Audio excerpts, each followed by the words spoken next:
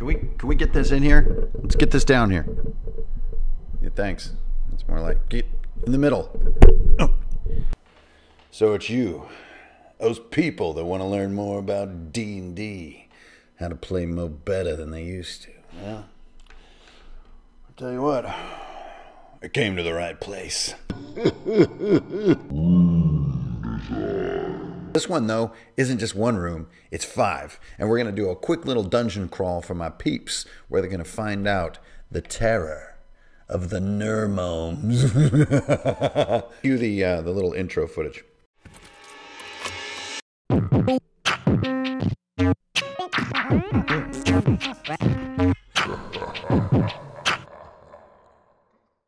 Greetings, programs. It's your old buddy Ingrid Bernal back here once again with another opposum episode of Jabba How to Play D&D Like a Big Old Badass. Coming at you right here from Philly, PA. Let's get right into it. This little dungeon is called, Green Gills Hideout. So if you saw the last video about the knives, our players have recently crashed or maybe successfully landed their ship at this set of jagged rocks out in the ocean, and they spot a little cavern and they want to go into that cavern for a few reasons. One, they have a standing order from their captain to go in there and wreak some havoc and find out what's up. Then also, the closer they get, they notice on the other side. So as they're working through or working up to the dungeon, they notice that on the other side there are 2 small ships, maybe little schooners, little corvettes, little cruisers, if you know what I mean, little sloops. And it could be a way off the island if the boat was wrecked in the landing in the previous scene. So you can kind of play with these variables however it fits your game. But we're going to do a little dungeon delve here. The whole fact of what's going on with my little campaign is not relevant. You're going to use this room design in whatever way fits you. But today what we're going to do is play around with a brilliant little method called five room dungeons by my man John 4 over at roleplayingtips.com. Jump over to that website because it's cool. He does an ongoing newsletter about great tips, and they're all pretty stinking good. But this is one of my favorite ones, the 5-room dungeon. There it is. The cover art by John 4. Well, or from his website anyways. Let's do a 5-room dungeon. So a 5-room dungeon just takes simple concepts and associates them with each of the 5 sort of experiences that happen to make a little miniature dungeon. So this isn't like a dungeon you're going to be in to go find, the phylactery of Orcus over the course of 2 years. No, this is one session of dungeon running. And in mine, I've got it this little spot called Green Gills Hideout. And I've used each one of John 4's little sort of conceptual cues to throw together my piece. So let's pop up my dungeon map. There it is. I didn't know which noise would exactly work to pop up the dungeon map. Here it is right here. Now, as you can see, there are 5 little pieces. And the way that John does this is each piece has a little conceptual cue. The first piece is the Guardian. And this is interesting because what he's saying is he puts sort of this nice big battle right as you walk into the door. So you have a big dark door, right? And you're kind of like, okay, we better go in there and do some delving because we're playing D&D after all. You go in there and the first thing is like, creature, right? Battle. This is brilliant because it just gets things off the ground, gets things moving, and it isn't complicated. So for me, at least, when I read about Guardian, like this first room, I think something that's not going to talk a lot. Think something that's not going to interact conceptually with you, but it's just going to be a big, cool action scene. It's just like that intro to like NFL football where they shoot up all these fireworks and like everybody's dancing and it's kind of like, we're going to play some football, right? It's not necessarily that there's any actual content there. It's really a bunch of vapor, but it kind of gets your blood moving and says, hey, I'm at the table, we're going to have a good time. So for me, I have this thing called the Iron Crab. Now, since I'm using the 5e hardcore rules mod that I released on DriveThruRPG, totally shameless plug there, but I am using that mod for this game. All I got to write down is the challenge rating on this thing, which I've set at 2, and then a couple little abilities. I've got a tough shell, which gives him an armor class boost, and I've got him immune to all blunt weapons, and then he's got 2 claws. So he can do 2 attacks per round, which this is going to be like the 3rd session for these characters, and they're kind of low power characters. So having 2 attacks is going to be crazy. This thing's kind of hard to hit. Fight, kill the crab, done with the first room. So we go into our second room, and this is called like just sort of just the role-playing obstacle, or this is a role-playing room in John 4's 5-room dungeon theory. So you come out of a big fight, and then what you want to do is say, hey, everybody's at the table, feeling good. We're kind of everybody's in the zone now. Now I want to hit you with some, let's do some conversational shibbledy-blibbits, shall we? Play a little brain chess with some NPCs in the world. And so for me, what I'm doing is this thing called the Guardian Gate. So remember, this is a hideout. So my second room, it's this elongated room you can see here.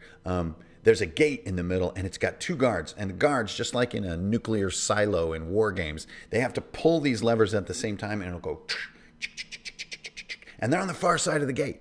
So it would not be a simple feat for the players to just walk in and kill these 2 guards and pull the levers. If they kill the guards, there's no one far enough away to pull the levers unless they have some kind of grapple or some kind of super like extendy go-go gadget arm that can reach these levers way back in this chamber. So how do they do it?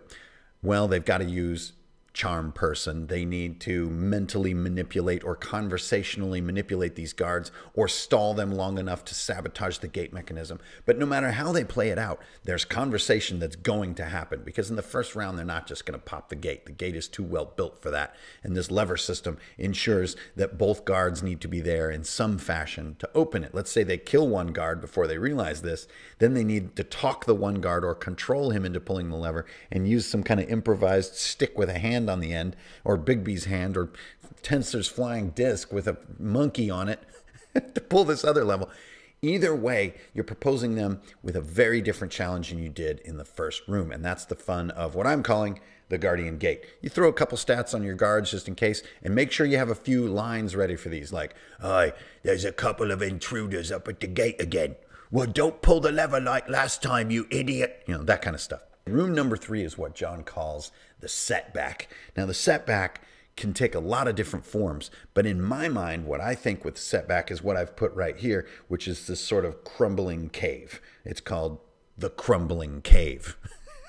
So this is really just dex rolls to cross this gaping chasm that's going down. And maybe since we're in a sort of a sea environment, like, 50 feet down, you can see some water sloshing around in some jagged rocks. So it's going to be a very, very bad landing, but not necessarily disappearing into a bottomless pit if you like miss 2 dex rolls in a row or something like that. You've got this, but then players could just take days or hours to find safe ways across these things. So what I want to do, these little platforms, so what I want to do, as I almost always do in all my encounters or rooms, is throw a timer on here. And when these players jump on this first little platform, it leans, and maybe it like lifts to one side and then hits the side of the cavern, and you get some stalactites coming down, some stalagmites tipping over, and this cave is no longer stable. There's the waves are crashing far below. You've got your timer. You need to get across this thing or it's just never going to happen. So very simple. This to me is a setback because it's not something they can actively control. It's not something they can actively defeat. The environment is always the ultimate monster because it is not killable. And in this case, this sucker's lethal. You miss a few of these dex rolls and you just, you're like, oh man, remember that cool character I rolled 3-4 sessions ago? Man, he fell down into those sharp rocks and just like, he's broken like all. He had that weird arm that's backwards and like one leg coming out his shirt. In the 4th room, and this is another place where John 4 is brilliant, he uses the 4th part, which is not the ending, as the climax of the session. This is brilliant. A lot of designers will sometimes save their quote-unquote boss battle for the end of a session, which is actually when players are the most tired. What you want to do is put your climax at like sort of the 2/3 mark of your session, where the energy is high, the Doritos are kicking in, the Jolt Cola is flowing, and everybody's just like down and like it's happening. That way you have a section of your session for sort of cool down or chill out, and you don't want that to be the boss fight because people will be tired, they'll make mistakes, you wind up nerfing your boss, and then just like nothing that's happening is cool. My climax, I've got mer gnomes, also known as nermomes. That's right. So in my original concept for all this stuff, they knock down a few of these like mermen from the previous encounters, and they notice zippers on the backs of these things. Like there's a zipper, and they unzip it, and there's an elf in there, or like a drow is inside these merman suits.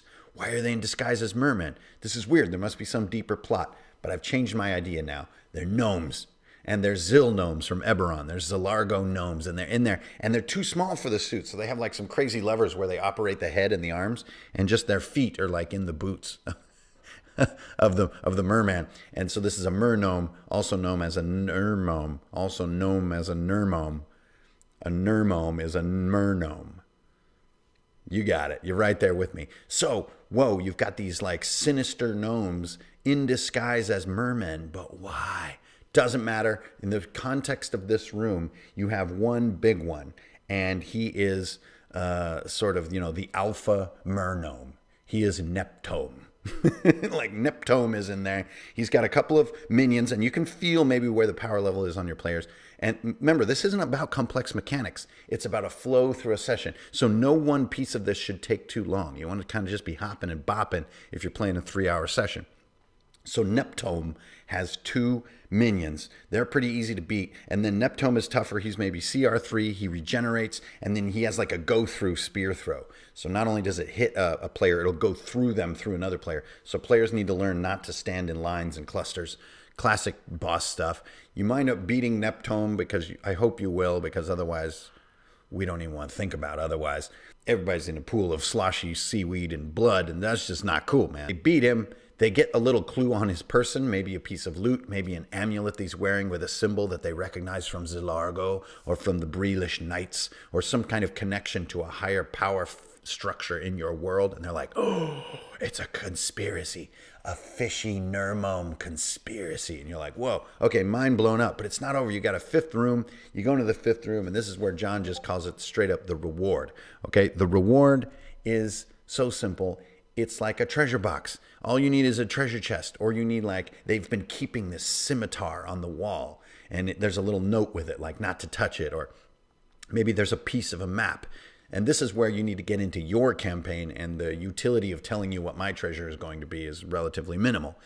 Just to let you know, my piece of treasure is a piece of a log, a captain's log for the ship called the Scimitar. And this is the ship that Admiral Zarov, also known as Captain Zarov or Baron Zarov, has been searching for decades. He's actually become obsessed with it.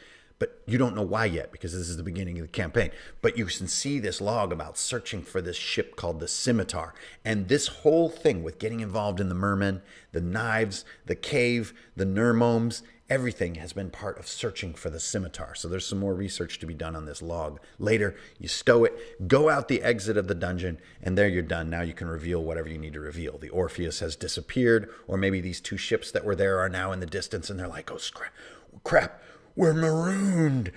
Yeah. Exactly how I would do it, by the way. I wasn't kidding. I was not kidding in any way. It's a 5-room dungeon. Just decided to just apply it.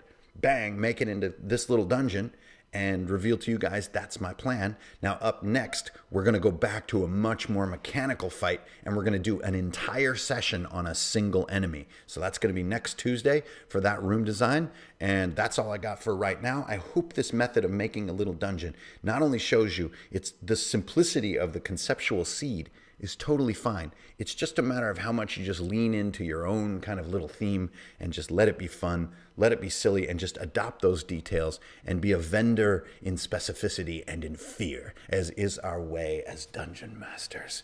Peace, honor, strength, beer, all meshing together in the wheels of being a dungeon master. Nermomes.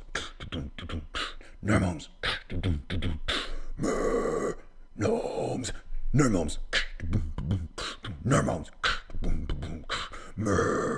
Gnomes, they wander in the sea, Gnome, they wander in the sea, Gnome, Mergnomes, Nermomes.